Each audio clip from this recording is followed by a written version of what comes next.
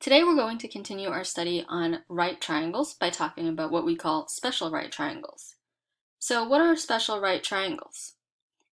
Well, there are two types of special right triangles that have specific angle measurements. Now, due to these angle measurements, their sides have special relationships. So the first is a 45, 45, 90 triangle, which really just means that those are the three angle measures within that triangle. Specifically, this is an isosceles right triangle. And in a 45, 45, 90 triangle, if one of the lengths of the legs is x, you can use the Pythagorean theorem to find the length of the hypotenuse. So here, if this leg is x, you know the other leg is also x. And so if you use the Pythagorean theorem, you would have x squared plus x squared.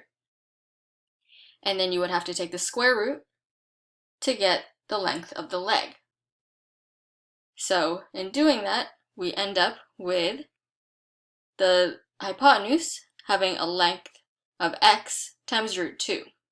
So no matter what 45, 45, 90 triangle you have, if you know the length of one of the legs, then you know the length of the other leg has to be the same.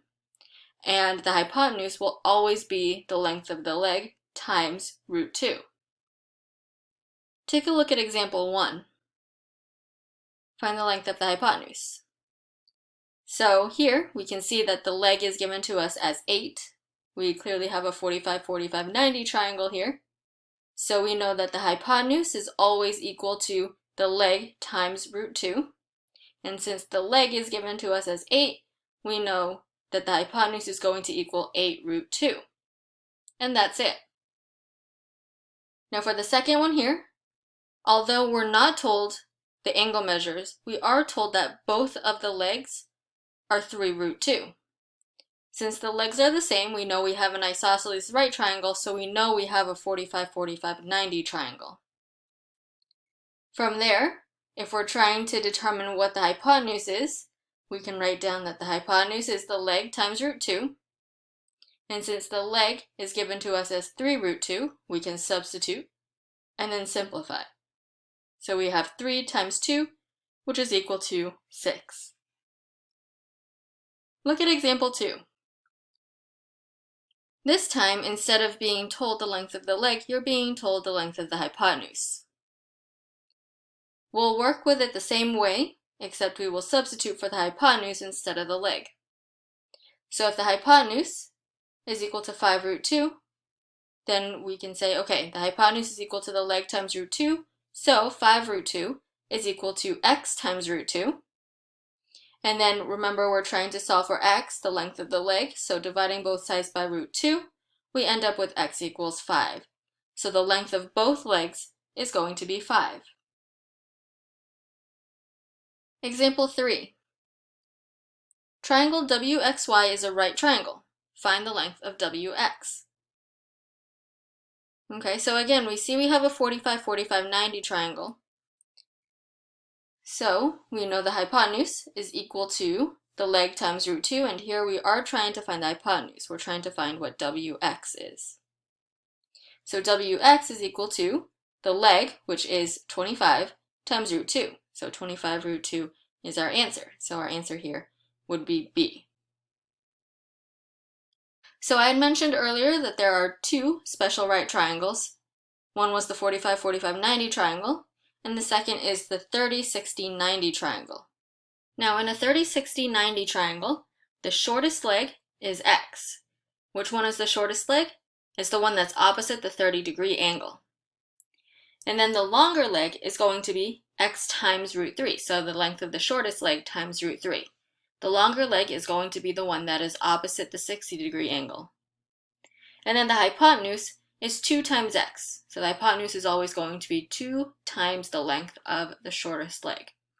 So this is the hypotenuse, which is the one opposite the 90-degree angle. So here's a picture so that you can see x is across from the 30-degree angle. That's the shortest leg. And then the longer leg is across from the 60-degree angle. That's x root 3. And then the hypotenuse is across from the right angle, and that's 2x. Let's look at example 4. Find the values of x and y. Write your answer in simplest radical form. So let's start off by trying to find the value of x. Well, what information do we have here? We know that x is the shorter leg because it's across from the 30-degree angle, and we are given the longer leg, 9, which is across from the 60-degree angle. Now remember, the longer leg is equal to the shorter leg times root 3, and since we know the length of the longer leg, we can substitute that in. So 9 is equal to x times root 3. Now solving for x, we divide both sides by root 3, and we have 9 over square root of 3. Now it did say to write your answer in simplest radical form, and so to do this, we can rationalize the denominator. So we would multiply both the numerator and denominator by root 3, and then simplify. So now we have 9 root 3 divided by 3, and that simplifies down to 3 root 3. So x is equal to 3 root 3, so the length of the shorter leg is 3 root 3. Next, we have to find the value of y. Now remember, y, which here represents the hypotenuse, is going to be 2 times the shorter leg. Now we just found the length of the shorter leg to be 3 root 3. So y is going to equal 2 times 3 root 3, and simplifying that, we get 6 root 3. So the length of the hypotenuse is going to be 6 root 3. Example 5. Find the height of an equilateral triangle. So what is the height h of the equilateral triangle below? So we see here that we are given really 2 special right triangles, 2 30, 60, 90 triangles.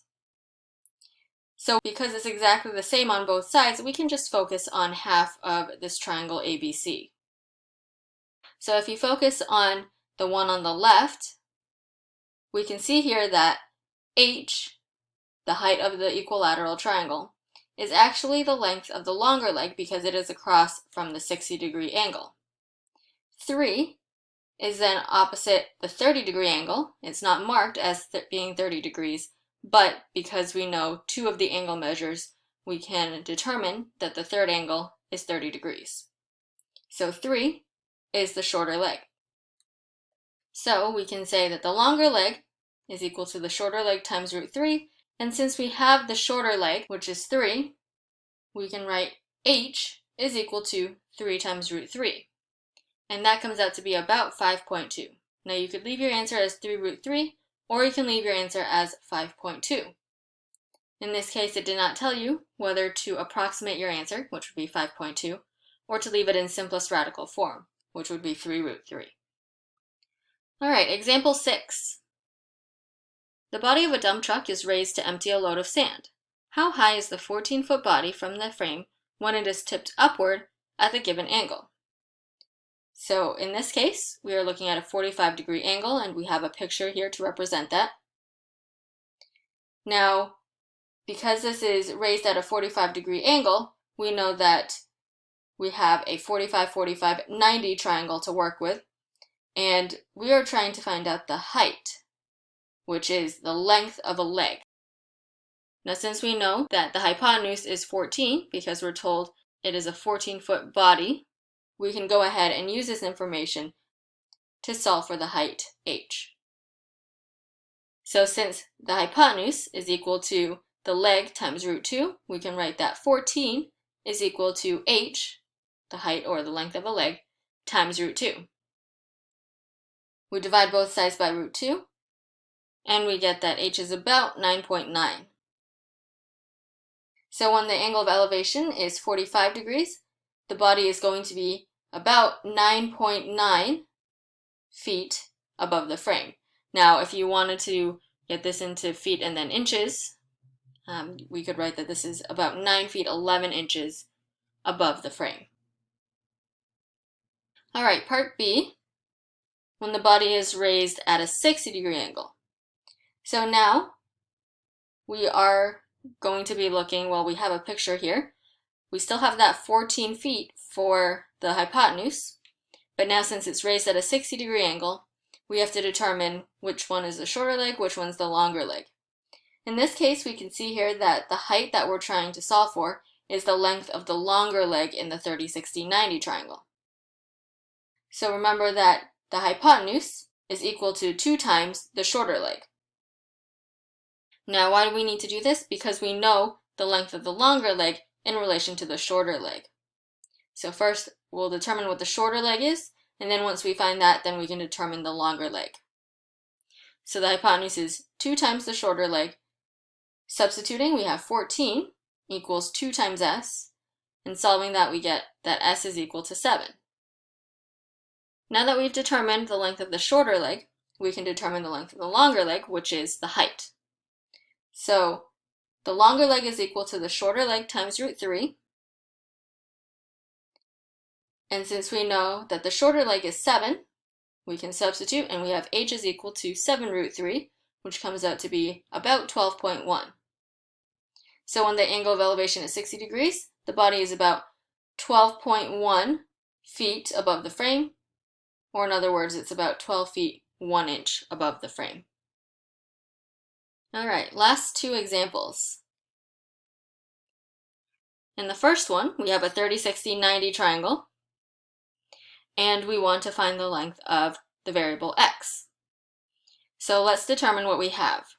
We're given root 3, that's the shorter leg because it is across from the 30-degree angle, and then x is the longer leg because it is across from the 60-degree angle. So the longer leg is equal to the shorter leg times root 3. And substituting, now we have x equals root 3 times root 3, which is equal to the square root of 9, which is equal to 3. So x is equal to 3. Now look at the other one. In this one, we actually don't have any angle measures. But because we see that we have an equilateral triangle, when you draw in this red line h, representing the height of this equilateral triangle, it divides that bottom side in half. That gives us two triangles that are the same, and if you focus on just one of those triangles, we see that we have one leg that's 2 and a hypotenuse which is 4. So we can see here that 4, which is twice 2, tells us that we actually are working with a 30, 60, 90 triangle. 2 is the length of the shorter leg, and since h is the other leg, that must be the longer leg. So remember that the longer leg is equal to the shorter leg times root 3. And substituting, we have h is equal to 2 times root 3, so h is equal to 2 root 3, or if you wanted to, you could absolutely round this and get a decimal approximation.